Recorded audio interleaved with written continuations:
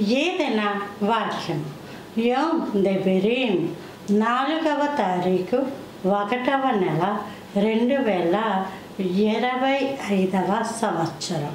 మన దేవుడు ఇస్తున్న చక్కటి మాట ఆదికాండము 14వ అధ్యాయము 21వ వచనం. సొదొమ రాజు మనుషులను నాకు ఇచ్చి ఆస్తిని నీవే తీసుకొనమని అబ్రాముతో చెప్పగా, అబ్రాము ఆస్తిని నీవే తీసేసుకో, మనుషులను నాకు ఇచ్చని సొదొమ రాజు అబ్రాముతో చెప్పినటువంటి సందర్భం. ఈ సొదొమ రాజు ఎవరు? దేవుని ఉగ్రత అతని మీదకి వస్తుంది. వీళ్ళు బహు పాపులు, వీరు చెడ్డవారు, దుర్మార్గులు అని దేవుడు చెప్తూ ఉన్నాడు.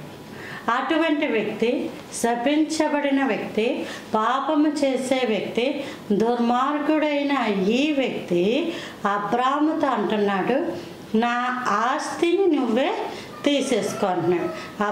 అబ్రహాం ఎవరు? దేవుని చేత ఆశీర్వదించబడిన వ్యక్తి, దేవుని దృష్టిలో ఉన్న వ్యక్తి, దేవుని చేత పేరు పెట్టి పిలవబడిన వ్యక్తి, దేవుని నిత్యము సేవించే వ్యక్తి. ఈ రోజుల్లో కూడా ఆదాము అవ్వ సందర్భంలో కూడా ఏదైనా తోటలో అదే జరిగింది.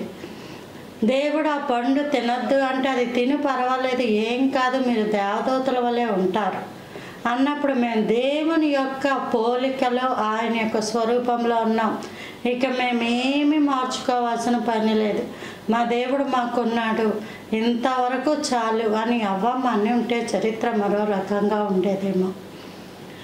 అదే అపవాది సొదొమ రాజుతో కూడా అబ్రహాముతో అంటున్న మాటలు, ఆస్తిని నీవు తీసుకో, మనుషులు నాకు ఇచ్చంటే అబ్రహాము ఎంత గొప్పగా జ్ఞానం కలిగిన వ్యక్తి అంటే అంటున్న సందర్భం ఏంటంటే, నేనే అబ్రహాముని ధనవంతునిగా చేసేవని నువ్వు చెప్తావు కాబట్టి ఆస్తి నాకు వద్దు అని చెప్పాడు.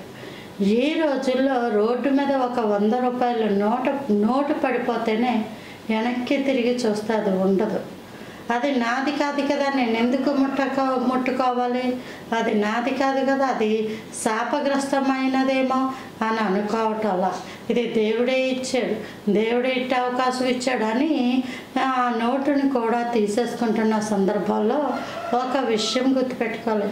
అబ్రహాము ధనాన్ని సైతం విడిచిపెట్టాడు, అసహించుకున్నాడు. నీకు ఏమైనా ఇస్తామని ఎవరన్నా చెప్పారు అనుకో, వాళ్ళు ఎలాంటి వాళ్ళు, వాళ్ళ యొక్క మనస్తత్వాలు ఏంటి, వారి యొక్క పద్ధతులు ఏంటి అన్న విషయం బహు జాగ్రత్తగా ఆలకించాలి. ఎందుకంటే శాపగ్రస్తమైన వాటిలోంచి ఆశీర్వాదమైనది రాదు. వాళ్ళు తర్వాత నీ గురించి ఎలా చెప్తారంటే అలా చెప్తారు, ఎలా మాట్లాడతారంటే అలా మాట్లాడతారు. అందుకే నేనే అబ్రహాముని ధనవంతుని చేసావని నువ్వు చెప్తావని అబ్రహాము గ్రహించాడు. అట్టి గ్రహింపు దేవుని కృపలో మన అందరికీ ఉండను గాక. Praise the Lord. ఆమేన్.